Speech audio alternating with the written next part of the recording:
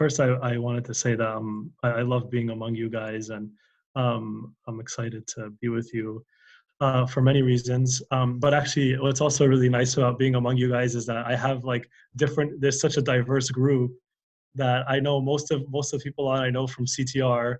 Some I know because like they're my family, and then some I know from the East Coast, and some I know from Hawaii mission trips that I did like like maybe 5 or 10 years back. So I don't remember how long ago it was. So it's pretty exciting. Um, the other thing I wanted to say is a little bit about me, is that so my day job is in finance. I've been working in finance. I have a master's and an MBA in finance, and I've been working at big banks my whole career. And so that's like gives me some knowledge. But also I have another master's in marriage and family therapy. So, and the reason why I did that was not so I can change my career, but just because I care so much about couples and families and healthy marriage and healthy relationships. And it's like what God has intended for marriage is so much greater than anything that the world tells us. And I really want us to receive from God what he wants to give us.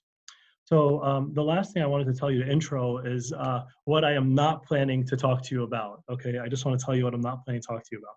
I am not planning to give you like specific investment advice. Like I'm not going to tell you where to invest your money. I'm not going to tell you what decisions to make. Okay, so because as you'll see as we go through this, so much of what you're going to execute on is very much this like negotiation, not in a bad way. It's a negotiation between two different people. And that's actually what marriage is about. For the first few years of marriage, as anyone who's been married for a few years knows, you're pretty much just trying to learn what works for you, right? And sometimes you have to unlearn what everyone told you should work for you, right? So like and sometimes that becomes an obstacle to like more quickly learning what works for you as a couple. This is all about what works for you as a couple and having a healthy perspective. So what I do want to do is give you a framework and a way to think about things. And I also put in some content from a different talk that I gave about money and the heart, and just telling you how to be a good steward of money, because money, like any resource that God has given us, like our health, like our time, is something we need to be good stewards of. Can you all see my full slide? Because I can see some people, but I want to make sure that you don't see people. So I see people, but you shouldn't see people that I see on my thing. Okay, good.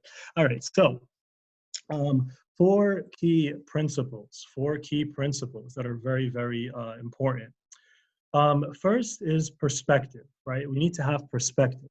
Actually, perspective is very, very important, because sometimes we get so like obsessed, or very like we hold on so tightly to certain things. Money is important, but it's not the most important thing in your relationship. Actually, we can say that about many things in marriage and many things in relationships. We can actually say the same thing about sex, right? It's important, but it's not the most important thing in your relationship, right? So we need to keep that in perspective, because sometimes you go really, really crazy over money and we let it consume us. The other key principle is about skills. Communication and compromise matter a lot in this area. So much of what happens, the problems that happen around money, are actually not money problems at all. They're just communication problems. They're problems that have to do with our like inability to compromise. And that's something that we need to keep in mind. Number three. Makar, sorry to interrupt. It's your voice is a little bit low. Can you try to? Sure. Thank you for telling me. Yeah, I really appreciate the feedback. Just give me 1 sec. I think I know how to fix that. Okay, hopefully it's better now, but Sean, like anybody, okay, just interrupt me, guys, if you need something or if you have questions too. All right, so perspective is extremely important. Skills are very, very important. Number three is integrity, right?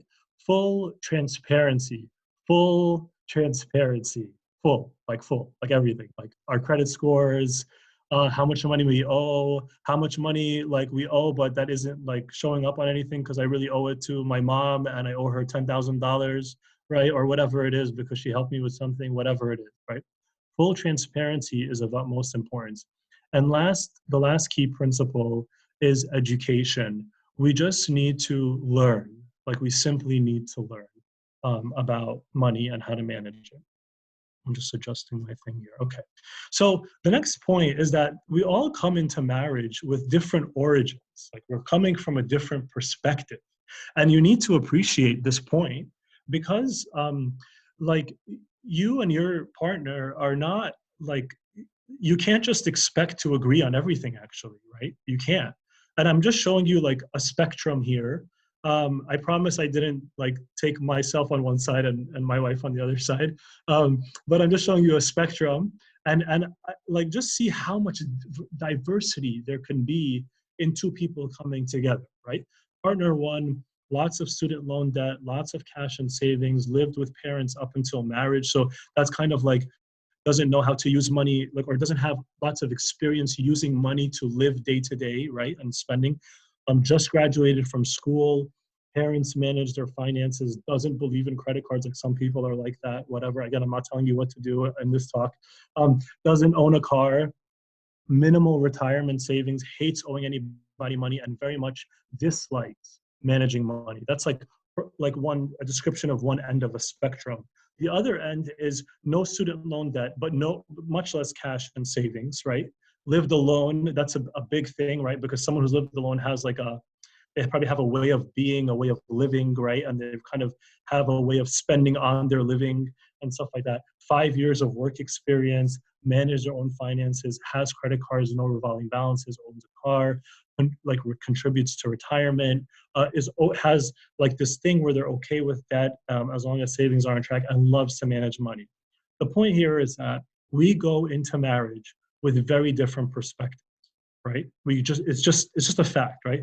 And what I find actually like a great assumption is that couples on everything are like very different on many things, right? Just a good assumption, right? Like partners are different on many things. So a lot of what you're doing in marriage is understanding, learning, and accepting that God, like, and I don't mean to go into too much marriage stuff here, but I just care about it so much, is that God in marriage is putting a mirror up in your face, right? In marriage, God is putting a mirror in your face and is saying, nobody ever told you that you're really bad at expressing anger. Bam, spouse, right in your face, right? Nobody ever told you that you need to learn something about managing money besides like just spending however you want. Bam, spouse, right in your face, right? So God uses marriage to reveal himself to you and to perfect you, right? And this applies also in money, right? Like we have to accept that like a couple that is destined for like relational disaster is one where they cannot accept influence from each other. Full stop, right? Like if you cannot accept influence from each other, your marriage is going to end like either legally or just emotionally, like very quickly, right? We have to accept influence from each other. That's extremely that is like marriage, because that's our relationship with God, right? Like we have to accept influence from him every day. So you come in with different perspectives. All right. Now I want to tell you another thing. And again, I'm just throwing these points out there because I'm not trying to give you like specific answers. The other thing is values and goals. Values and goals. Values are the why and goals are the what. Okay. Please, I'm going to tell you, don't discuss the what before you discuss the why. And the why is it takes more time. It's a lot of abstract talk. It's like a lot of like, how do you feel about this? What do you think about that type of talk, right? The what is like, okay, so this is what we want to do, right? And then after that, you start to establish priorities. And I'm going to provide, maybe Sean, I can send to you or to someone, some tools that you can use, and I'll also put them up on the screen in a moment. So values are the why. Values motivate and guide the decisions that you make, right? And it's kind of like, why do I care about something? Like, why do I care about it, right? What does money mean to me? Like we think like money is just money, right? But actually, like money means something to people, right? And for some people, it's status. Like when they have money, it's a status thing, right? They want to like just kind of put themselves relative to a group of people, and they want to put themselves somewhere in there. And I'm not saying this is bad or good. I'm just saying like you want to maintain a certain status, and maybe that's what it means to you. Like again, there's no need to even put a value judgment on that. I'm not using value the same way. For some people, it means security. Like when I have money, it makes me secure. And when money is less, I feel insecure, right? For some people, it's the freedom to enjoy things. And for some people, it's control, right? Misalignment on values between partners creates a ton of misunderstanding. Why does my spouse, why does my partner care about this or about that? Like why, right? What was their family of origin, like the family they grew up in? Like what were their values on and messages about money, right? Like how did they handle debt? How did they handle money? What did they think about income, right? And there's so many cultural aspects of it too. Once you've spent, let me actually just show you right now on my screen a few things. So first, I'm going to share this with you guys, all these materials. This is Prepare and Rich, which many of you, if you haven't done it, it's like a very good framework and like program that many people do for marital counseling or premarital counseling. And this, what I'm showing here is one of a few pages in the workbook that they have when a couple is kind of like needs to grow more in their ability to manage finances. So they have an exercise to help them understand what the meaning of money is for them, right? So each partner does this little survey thing, and then you put it together, and actually you get the status, security, enjoyment, control. So I use that to put that up on the slide. And then it gives you things to discuss, like how do you value money similarly and differently? And then priorities and things like that, like, you know, how do these things fit? And then some things to discuss, and then some goals, and I'll go to the worksheet later, and then some verses. I also wanted to show you that this point about values is not just like a marital counseling thing, right? This here is from SoFi. SoFi is a like a small like fintech bank, right? And I got this worksheet when I was like engaging them for financial advice, right? For my family. They said, here, can you fill this out before we talk, right? So, and you see, this is straight up from a bank, right? Family values and goals setting worksheet. And it's a different like structure or a different set of things, but here it is, right? For each person, each partner circles the things that matter more to them, their core values, right? And then they say what matters to them both and what, as a family, are going to be your core values, right? So, any questions on values so far, or anything that I've said? All right, are you guys? Let me just like check the videos and make sure people are paying attention. Are you guys paying attention? You guys are engaged? All right, okay, good. All right, all right. So that's values. Now back here to goals. Goals is the what. Please, my brothers and sisters, like do not complain about anything when it comes to money until you've discussed goals. That's it. Okay, like I'm just trying to, that's a shortcut in marriage, okay? Like, so don't be like, oh, you're spending too much. Did we really need to buy that? Should we, all that? No. Why would you, what is too much and what is too little if you don't have goals, right? So you need to agree on goals in order to say, because we're not meeting our goals, or in order to meet our goals, we shouldn't spend this or we shouldn't spend that, right? There's no need to waste time arguing about a specific expense or about a specific anything until you've established goals. And that shows you how important it is to have goals, right? And of course, you can't have goals until you do the values first, right? So that's extremely, extremely important, right? So having clear goals helps you to determine your financial health at any point in time. Because are you good or are you not good financially? How do you even answer that question if you don't have goals? Like, how do you know that you're good, right? Like having $1 million seems great, but it could be really bad if you need to buy, like, you need to, I don't know, you need to do, so you have a major healthcare issue, or you need to put a down payment on a house, or whatever you need to do. And maybe I should have used $100,000. But having $100,000 could be good or could be like not good, right? But how do you know if you don't have goals? What goals do you want to have in the next 3 to 5 years? You pay off student loans. You have to discuss that, right? You can't just assume, because a partner that has a value of I hate debt, never have debt, that will affect the goal of pay off student loans immediately, right? The partner that's okay with debt and wants to invest, that will affect the goal of pay off student loans immediately, right? Buy a house, go on a big vacation every year. Some couples don't care about vacations. Some couples don't care about big vacations. What does big vacation even mean, right? You guys got to decide, all right, for yourselves. All right. All right. Feel free to interrupt if you have any questions. I'll just keep going.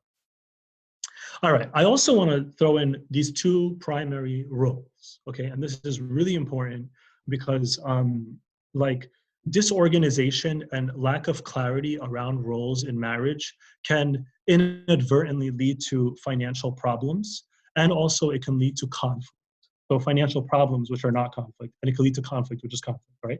So the two roles are the administrative and the executive, right? The administrative is like a chore in the household. It's like a chore. It's like doing the dishes. Okay, it's like doing the dishes. It's like taking out the garbage, getting the laundry done, right? It's administrative. Ensuring bills are paid on time, ensuring there are enough funds and accounts to cover bills, research opportunities to save or improve wealth. This is a chore, right? And usually, and I'm not, again, usually, but not all the time, but usually, it's best for one partner to be responsible for this. Usually when in couples, usually each partner is good in something over the other. Like in some things, some are good at this and some are good at that, and some are good at this and the other is not good at the same thing the other is good at, right?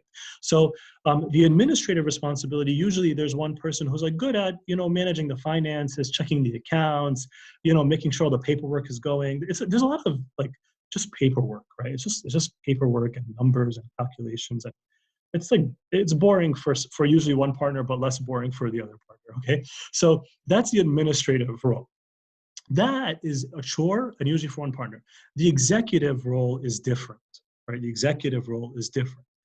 The executive role is a responsibility of both the husband and the wife, and this is the decision-making role, right? And please be careful about this, because usually like a common conflict in couples is that the partner who's doing the administrative role, it's usually like quick for them. Like they got it. They're already in the numbers all the time. They're in the paperwork all the time. They're already doing the research, so they already have so many facts. They've already like reached so many conclusions. They're far along in a journey when it comes to a decision, right? But then the other partner who's not who doesn't have the administrative role still has an equal voice, an equal vote, right? And you have to be really careful not to ever, in marriage in general, but and in finances too, never move forward as in a decision and like, hoping your partner, your spouse is going to come along, or you're going to drag your partner with you. Always choose the relationship. If it means you have to slow down, if it means you have to give up an opportunity, right? It's much better to have a healthy marriage and have less money than to have a ton of money and have an unhealthy marriage, right? So it's always about the marriage and about the relationship. So when it comes to decision making, this is both have to be engaged. A word to the spouse or the partner who's not carrying the administrative role, which is like, please lean in, right? Like lean in.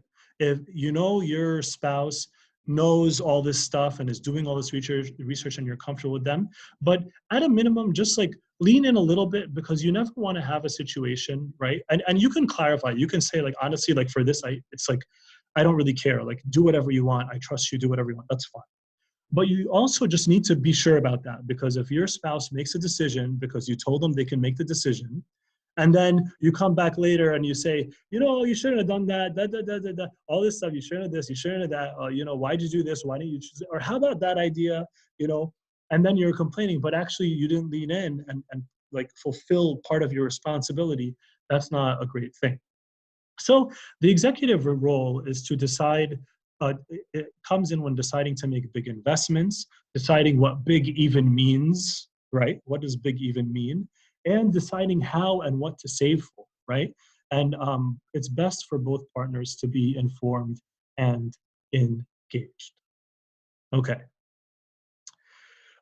Next up, and please stop me if you have any questions, is I want to please change our vocabulary. And this is so important. Is extremely a bajillion important percent. Like it's so important, okay? The word ours, okay? Regardless of how and with what you came into your marriage, it's all one now. It's all ours, okay? There's no mine, there's no yours, There's no you're this and my that, right? Our loans, our student loans, our student loans, man, those student loans, right? Our cash, our cars, our bills, our accounts, our house, right? Be very careful because the language you use, like what are thoughts? Thoughts only happen with words, even in your own head, right? So that's why language is so important, because language guides how we think, or it creates the boundaries for our thinking, right? So the words we use affect how we think. How we think can also affect how we feel. How we think and feel can affect what we do, right? So we need to discipline our language. So use ours and be careful about this, right? Because and it's okay to correct yourself while you're speaking, just so you can ensure this discipline is there in your family, right? Like sometimes, like there's one car that one spouse drives and another car that the other spouse drives, right? And you say, oh, your car and my car, right? Try to, as much as you can, try to refer to like the brand of the car or something, just to make it neutral, right? So it's all ours, right? And that's very important.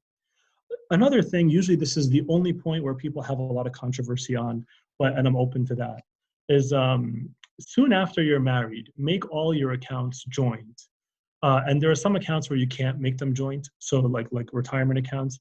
So for those, just make sure you set your beneficiaries to the other person, to your spouse.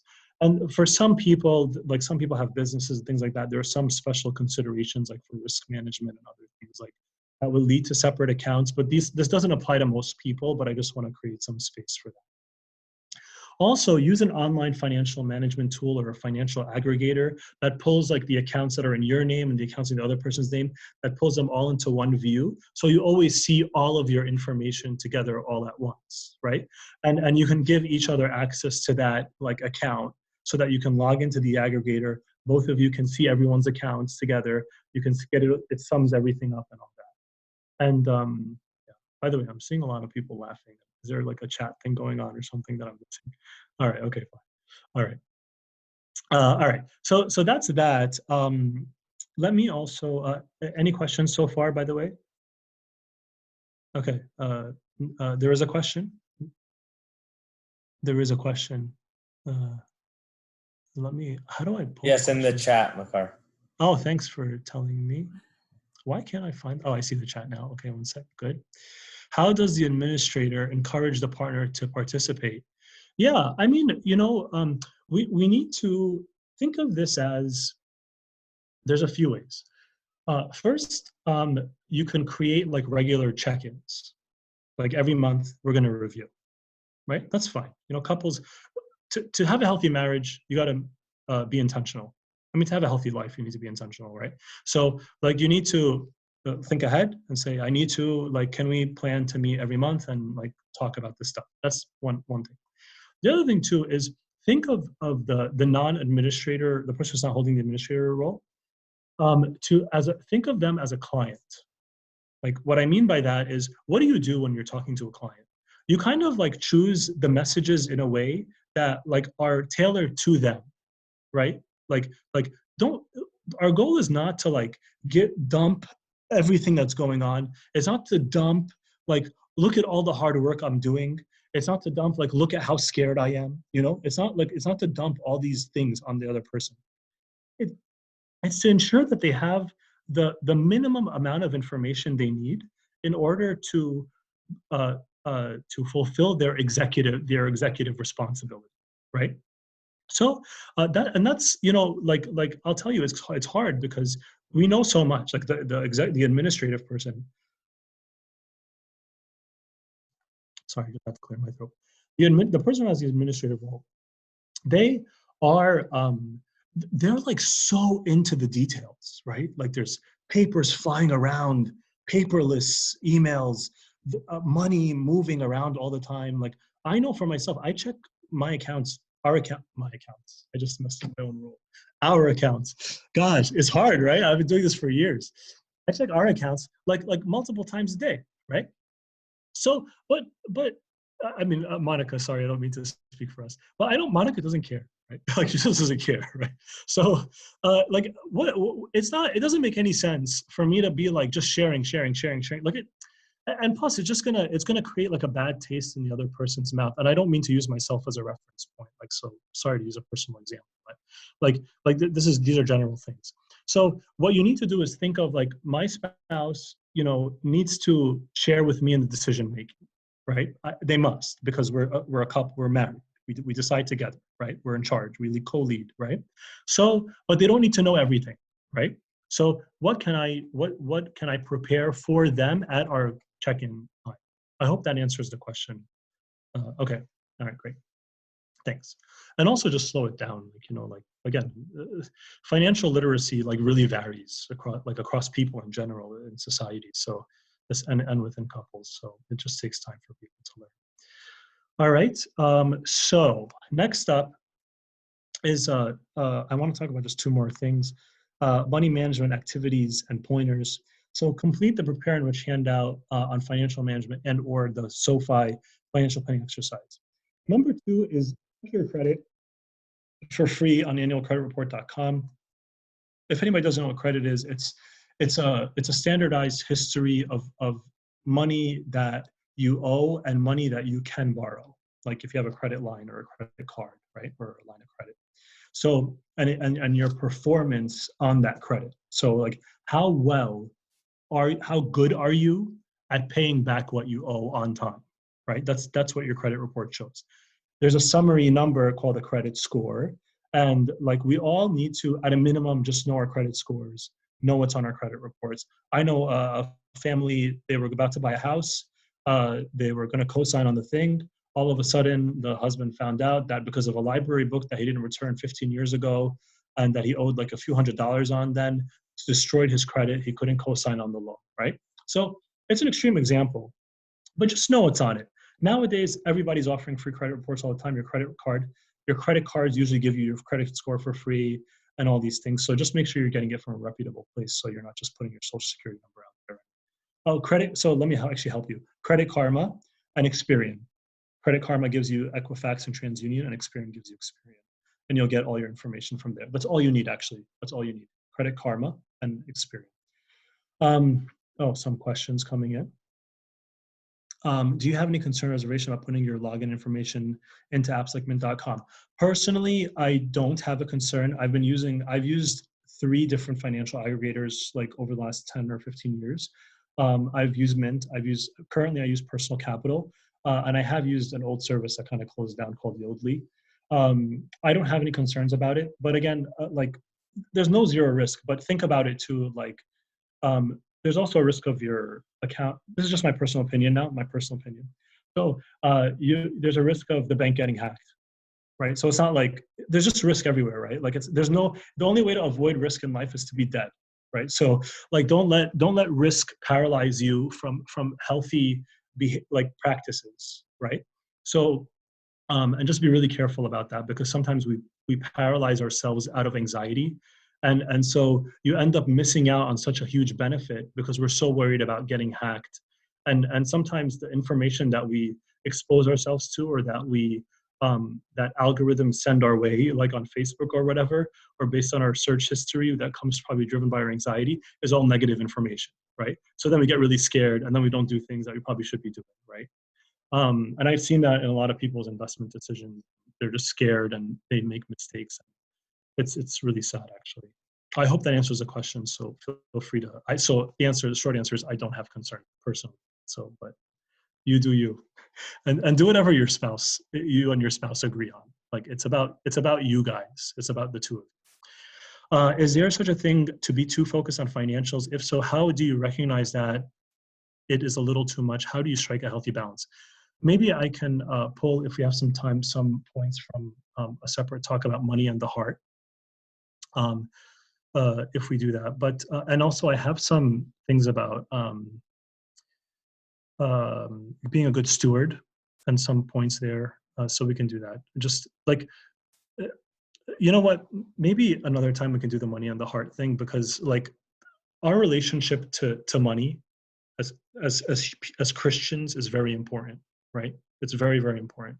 And what I was trying to talk about here is more the relational aspects and like kind of managing money as a couple, and co-leading in that process and sharing in that stewardship. But what does money mean for the Christian is a separate topic, and I think that's something we can like spend a lot of time on later. Because it's easy to rush through it. Um, Number three is list out and add up both of your money assets and liabilities. Assets are what the things that you have, like, so it's just cash and investments. Liabilities are what you owe, everything you owe. And also assets is like a house or a car and stuff like that, like things that have value.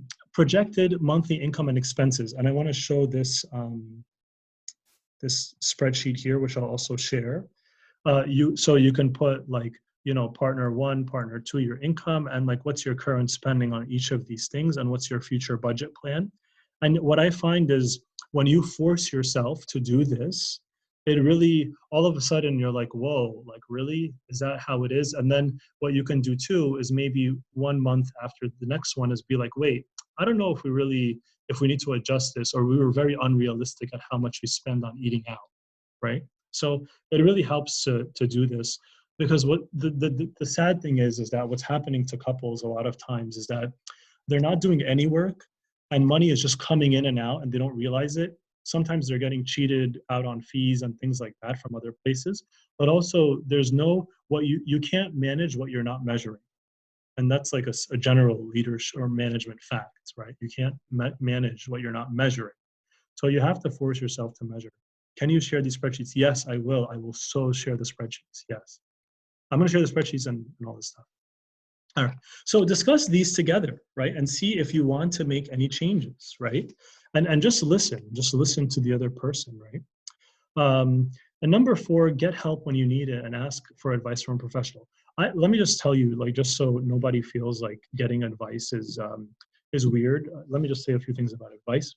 One is I have lots of knowledge, right? Like I studied a lot of these things and all this stuff. And like, I'm not usually confused by whenever I read something online. However, when I have to make a big financial decision, I call people. I just call them, just get opinions. I call professionals, like other professionals. I call 2 or 3 advisors. I call people who have made the decision that I'm trying to make to see what their experience is. So I just try to gather opinions and information to try to challenge my own thinking, right? And so there's nothing wrong with that at all, right? I just want to tell you how to be good stewards of money, and I took this out of the other talk, and I'll just throw this in there. Two slides left. Be knowledgeable. Be knowledgeable. Just know things. Let me see. There's some more questions. Can you email that to us, please? Yes, I was going to ask that. Yes. Okay. Be knowledgeable. How much do you have and need? What does your credit look like? How does credit work? Be responsible and risk aware. Be responsible and risk aware, right? For which of you intending to build a tower does not sit down first and count the cost, right? Like that's part of responsibility, whether he has enough to finish it. Lest after he's laid a foundation is not able to finish, all who see it begin to mock him, saying, this man began to build and was not able to finish, right? So be aware of your risks, right? Like what can go wrong, and don't rush decisions. Next is don't spend more than you have or spend without thinking ahead. Avoid bad debt, like credit card debt is difficult, again, sometimes we're forced to do it, but avoid it. And a good explanation of bad debt is debt that doesn't facilitate things that are aligned with your values. That's why it's important to talk about your values. Avoid easy money. If it's too good to be true, it probably is. Too good to be true, it probably is. In Proverbs, this verse here, these 2 verses are actually relevant for 2 points. He who has a slack hand becomes poor. So like if you're lazy, and easy money is like lazy money. Right? Easy money, that's lazy money, right? He who has a slack hand becomes poor, but the hand of the diligent makes rich. He who gathers in summer is a wise son. He who sleeps in harvest is a son who causes shame, right?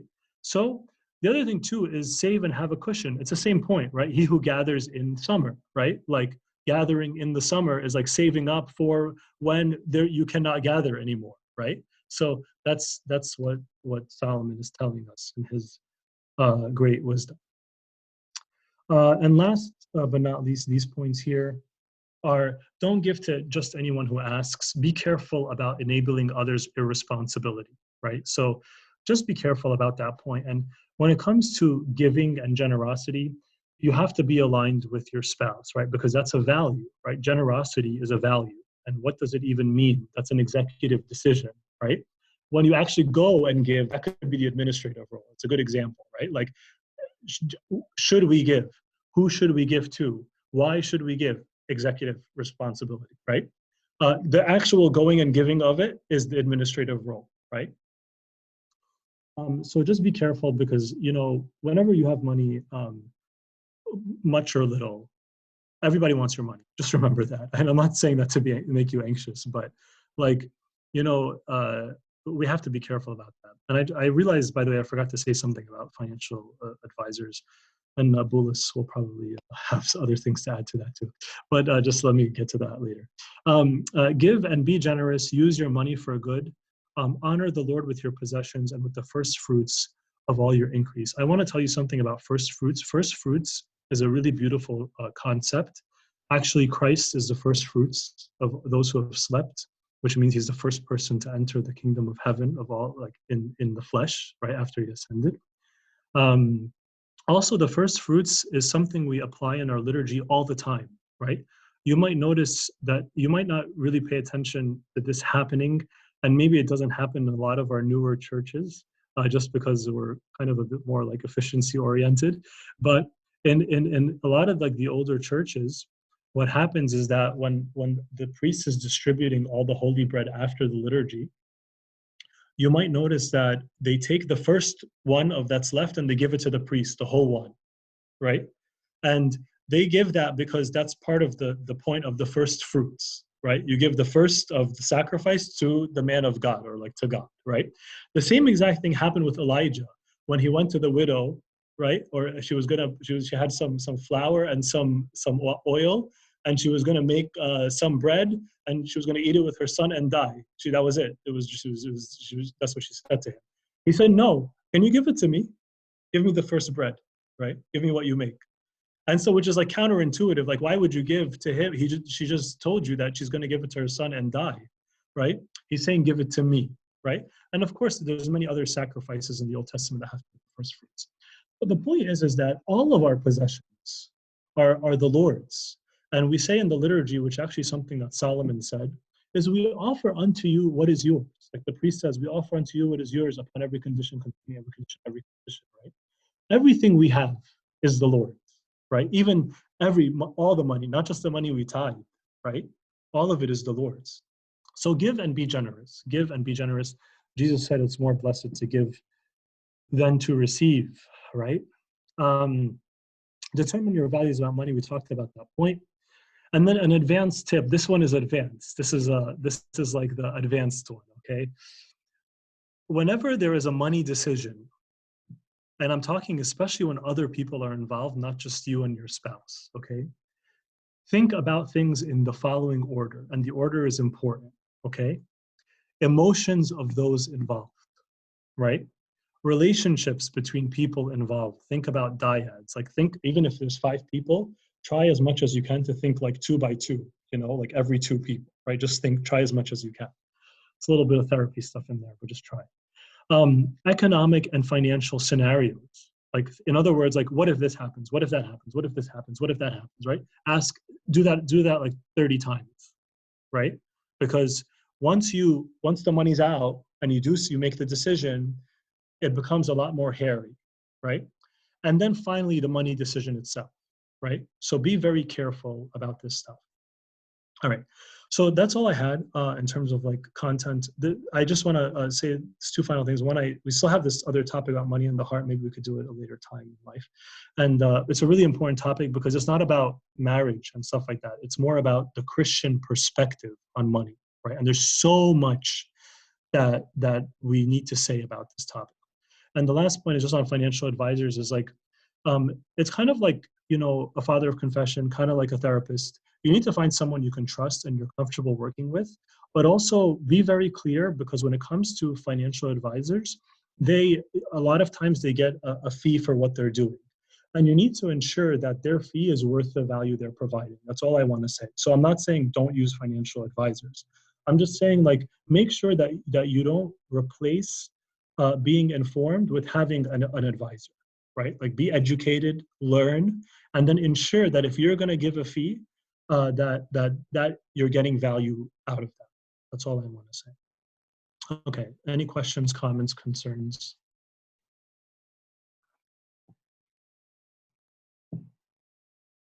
Should I check the chat?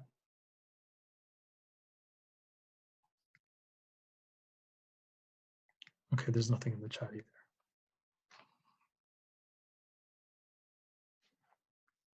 Hey, Makar, I have a question actually. On the advanced tip, number 2, can you elaborate a little bit on the relationships between people involved about the dyads? I didn't quite get that. Yeah, I mean, like, part of, I'm trying to find like a straightforward way to explain this, which is that people, money has like hooks on people's hearts in very different ways, right? Like, there's a lot of emotions associated with money for every person, right? And, like, not, there's a beautiful thing in the book of Acts where it says that the people in early on in the early church, they sold all their possessions and laid the money at the apostles' feet, right? Which says something so nice, that money should be like at our feet. It should just be like a tool, right? But for 90% of people, for most of us, you pull a little too much. Like, I'll give you an example from my own heart. Like, this is a personal thing. There's a person who borrowed $200 from me, right? And didn't even care about, like, didn't even bother talking about it or spending that money, or paying that money back, right? I mean, definitely my heart is weak. I should have, I should be willing to just like forget it. But for some reason, it still lingers in my mind, right? Just that specific, the way the person borrowed the money, the things they promised, and all of that, right? Now, we need to know now, because of the difference in each person's heart, when you bring 5 people together and you're about to talk about a decision, right? For some people, when they're about to invest their money or they're saying something about money, it means like status for them. They want to put a lot of money out and they want to make decisions and they want to exert themselves, right? For some people, they might feel cheated by another person in that same group, right? Also think about things like, siblings and inheritance, right? Like, and different people need the money differently, right? Like, so that's actually a very good example. Actually, it's a very good example. Like, when you think about siblings and inheritance from parents, right? Different siblings need the money differently, right? And so they have different ways of thinking about what's going to come, what's not going to come, when, how, why, all that, right? So before saying anything, talking about anything, we need to pray and think about each person, think about all the relationships, think about, like, another example, and then just to keep using this sibling thing, and you are my sibling, so is like, think about the spouses of the siblings, right? Like, who have an equal vote in the marriage, but are not the same as biological children in the family of that one family of the siblings, right? So there's so much going on. There's so many voices, right? So much going on. And all this is, it's very hard. Like, I can give more examples, but I'm just trying to say that you have to think about every person involved and how they're related to each other, how they have related to each other in the past, what their needs are, and all of those types of things. I don't feel like that's a straightforward answer, but I hope that is like creating some clarity for you, Tina. Okay. I have a question. Yeah. I think you touched on a really important concept. Basically, money. Basically, what you're talking about, money is not just could be a conflict between a husband and a wife, but it could be with many members of a family. Yeah. I know my dad was just telling me reminding me stories of conflicts he had with his own family, where he didn't talk to certain siblings, and all for his entire life. Like, I didn't even know my aunts and uncles, and a lot of it had to do an aspect of money fights. So it's definitely not. I don't have the statistics in front of me, but I don't think money conflict is a very uncommon issue. It's probably a very common issue, whether it be through couples or just within families in general. So talk to the point of, you kind of spoke about it a little bit, but more so maybe if you have a family member that may be struggling financially, and like you said, I'll just use us for an example. Let's say my parents really I need to help them with something, and Nicole has her reservations, or there's a deeper concern of why that's a good or a bad idea. How do you resolve that conflict? Yeah, and what you're describing is extremely common. The earlier point about like families and people not talking to each other and stuff like that. I'll just say, like, we need to have our priorities straight. Simply put, God is number one, spouse is number two. That's it. Like, that's so important. That applies to everything in life, by the way. But do not put, like, God, you left your father and mother. Like, I think about the commands to me and the commands to my wife that we received. Both of us were told that we are establishing a new covenant, right? So God is number one. Always honor God with your possessions, exactly like the Proverbs says. Number two is never choose your parents, never choose your siblings, never choose your children. Never choose your children over your spouse. The best gift you can give to your children, or you can give to the world, is a healthy marriage, right? And that's extremely important, right? So if my parents need something, but my wife disagrees, I slow down. I got to talk to my wife. I got to talk about it. I got to go through it. I'm not gonna destroy, like by the way, let me also tell you something. You're not in a covenant with your parents. You're in a covenant with your spouse. How about that? There's no covenant. Like, there's general covenants that all Christians are in, right? Together as a church. But you're in a covenant with your spouse, right? You're not in a covenant with your parents, right? So, and you're commanded to. You're commanded to. And I really feel so bad when there are boundary violations, when parents make couples feel guilty about this stuff, right? It's a disaster. It's a disaster, right? And you could imagine, we hear this all the time. Any therapist or anyone who supports couples in any way hears this all the time, right? And then the spouse says, why are you listening to your mom or your dad and you're not listening to me? Why are you giving money to your parents and we're in need? We can't even pay this bill. We can't reach our goals, right? And that's all about the executive decisions. Never move forward without your spouse with you.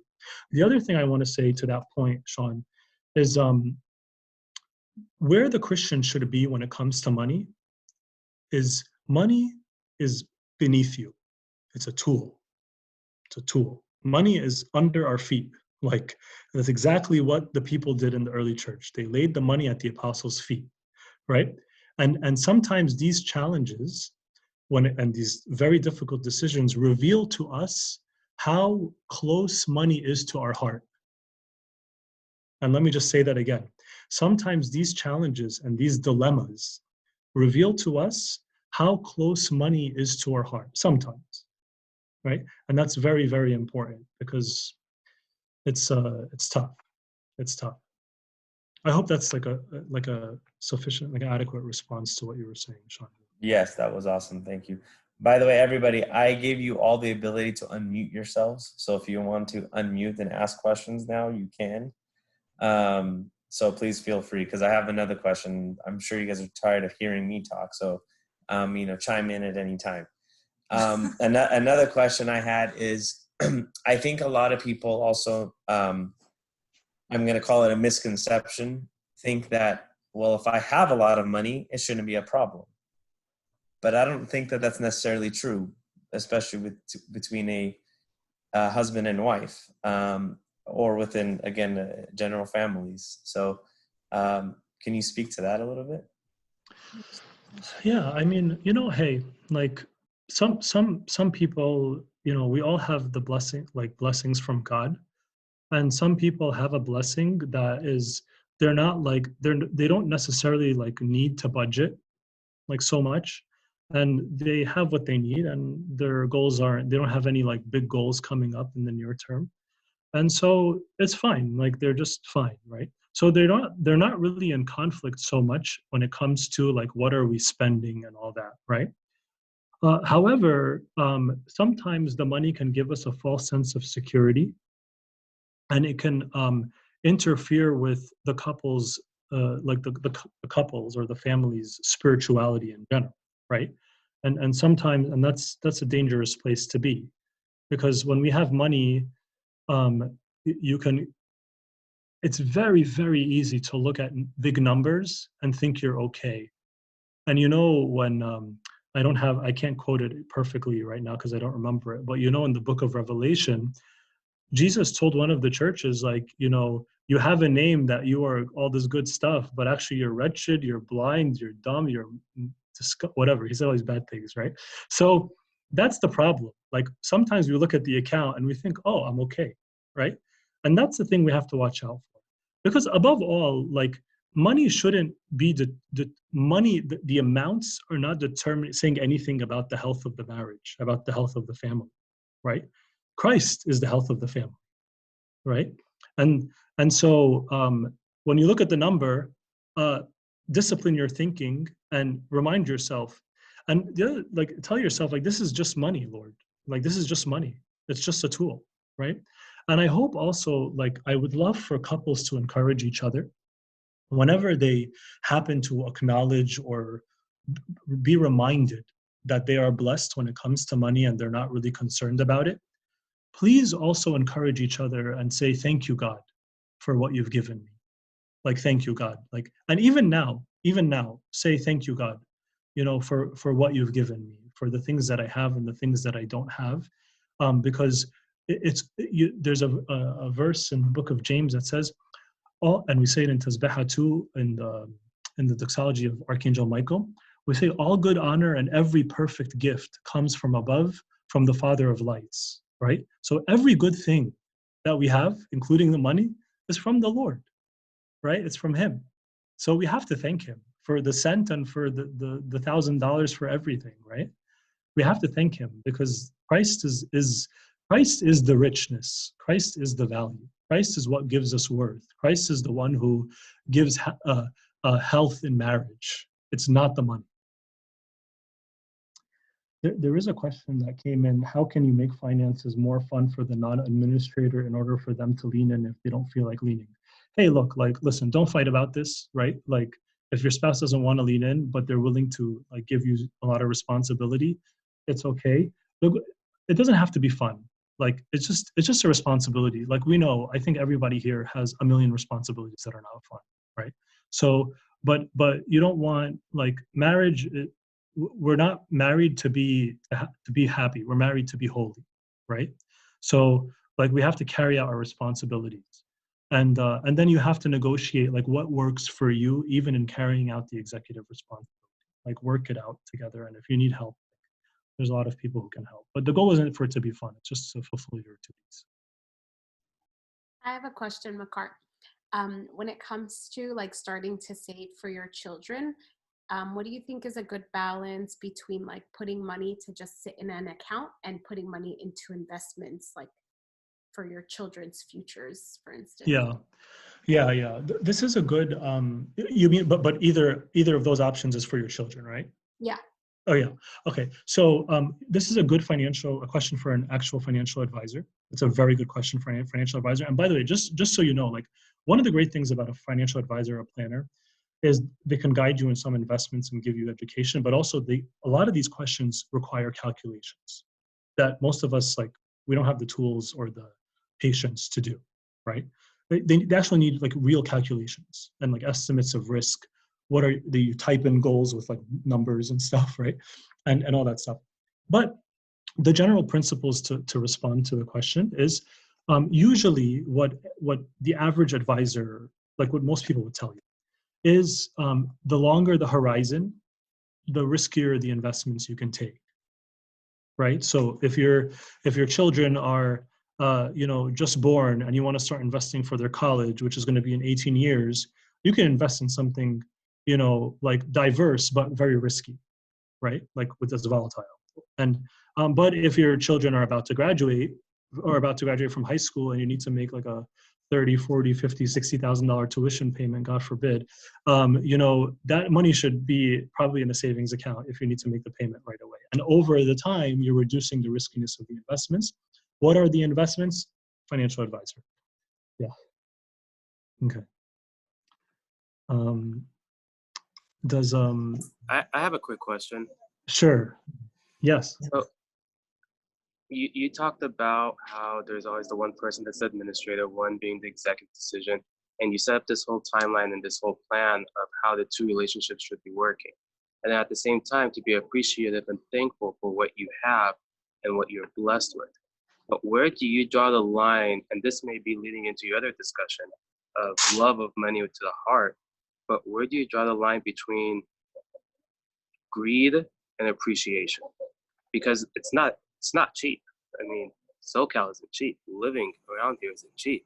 Some things do take time out of your schedule, either to go to work on Sundays or to do risky investments or to get, draining jobs.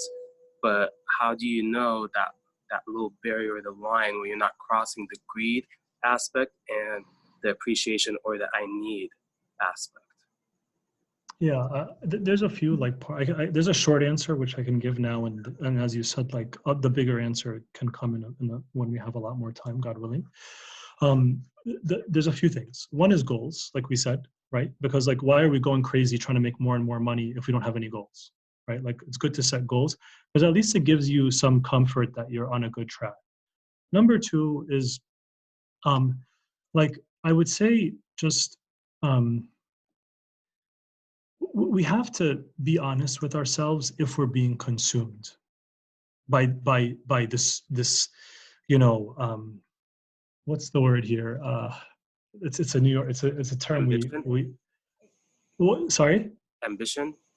No, there's a word that we use to describe New Yorkers, actually.